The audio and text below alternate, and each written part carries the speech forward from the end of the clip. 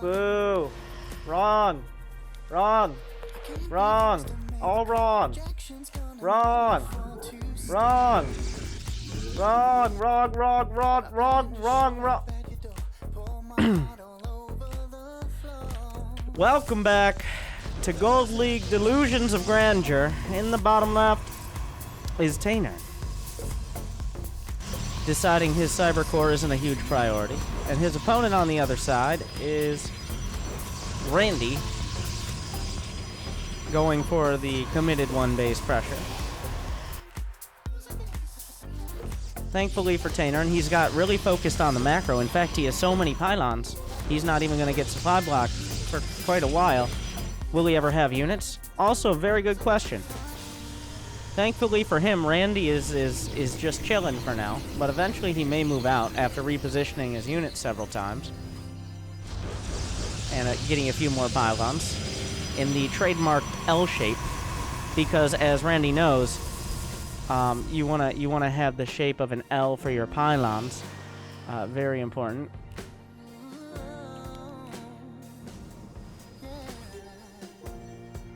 But so at this stage, let's just set the scene.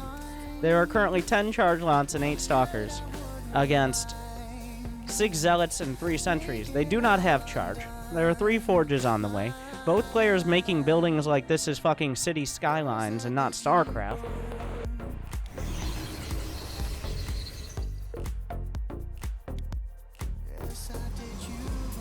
Got some more zealots on the way. Randy decides, you know what? Gotta make sure those stalkers aren't in front. Goes into an asphyxiating choke point. The stalker's going to work on the gateway, but that pylon is vulnerable, and thankfully Tainer will give up that position.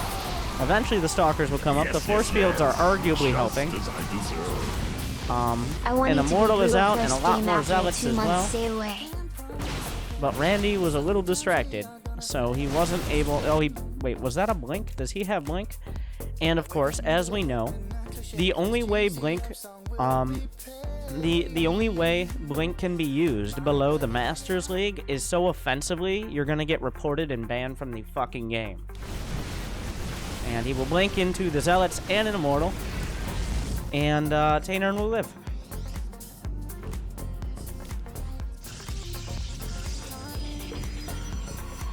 Good. Now I have your attention. Thank you, Zinglies.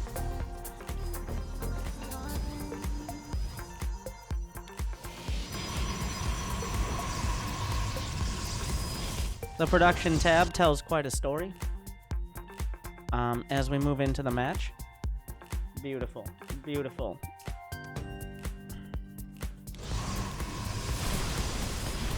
Are you playing Direct Strike?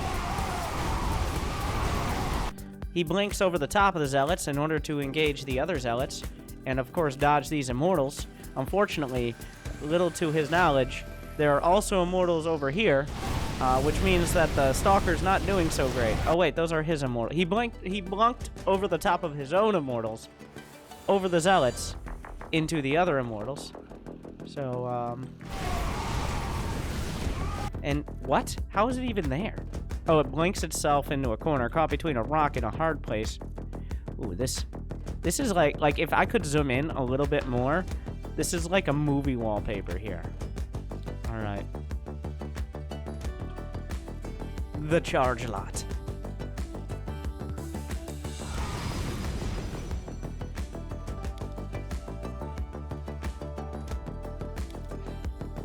So now you might be like, who's gonna win the game? But it's not about winning the game. It's about having the most aesthetically pleasing base. So let's take a look at Tainern's base. I'm gonna have to deduct some points because this pylon is a little bit asymmetrical here. He has almost successfully walled in his probes to his mineral line, which of course is bonus points, but he hasn't quite made it there. I do like the little bonus at the top here. We got the triple forge. The pylon's still a little asymmetrical though, not a lot of focus put into that. But the forge and gateway, just the juxtaposition of useless production facilities and useless power fields is really, really pleasing to the eye. At the front, definitely could use some more work. When it comes to the gateway, the warp gate placements, it looks like this was a rough draft that never quite found a revision. And of course, the third base, he hasn't really had some time to put work into it yet. Now, if we look at Randy's base, we see the elegance in simplicity. Okay, Randy has not expanded. He has not taken additional bases. He has yet to build any pylons that weren't immediately adjacent to any of his other pylons. So, while he hasn't built as much, I feel like he's really, he understands his limits, and has put dozens of actions into really making sure his base is pleasing to the eye, and just definitely reminds me, it gives me some nostalgia, because it looks very much, the build style and choices here, and the designs used remind me very much of 2011, so the good old days. So beautifully done. I gotta give Randy, I gotta go with Randy on this one.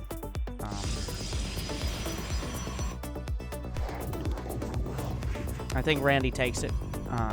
Of course, very different, but...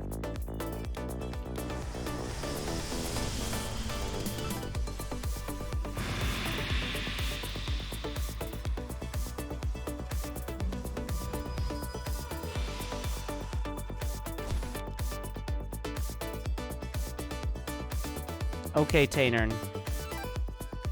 I assume you watched at least one or two of the guide videos, or you watched them. But did you kind of tune out for the first 5 minutes or so of them?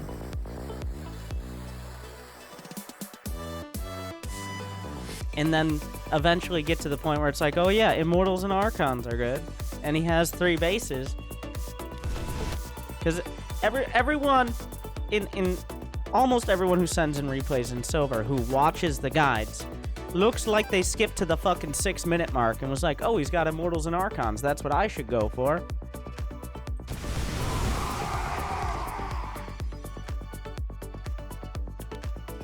How do we get there? Who fucking knows? I don't know.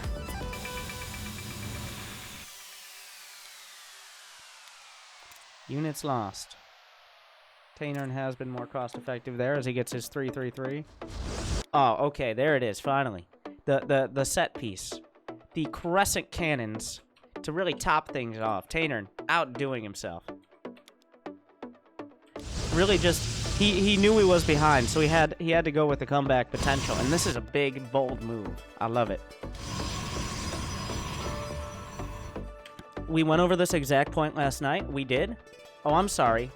Since I went over the point last night, did that make it any less relevant today when someone sent me in a replay with the exact same scenario?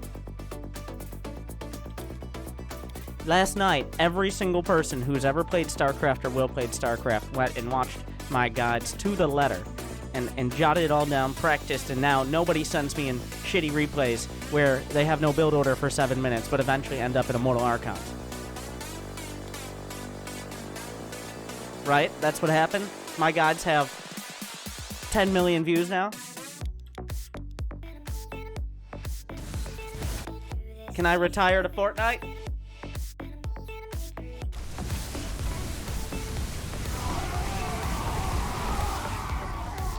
Looks like Randy has been defeated. But I gotta give him credit. I do think he ended up losing the aesthetic war here. Taynern definitely with the last second pulling out the stops. But he was a lot closer in winning the war of aesthetics. The Sim City war, as opposed to the actual one. He was much closer, so...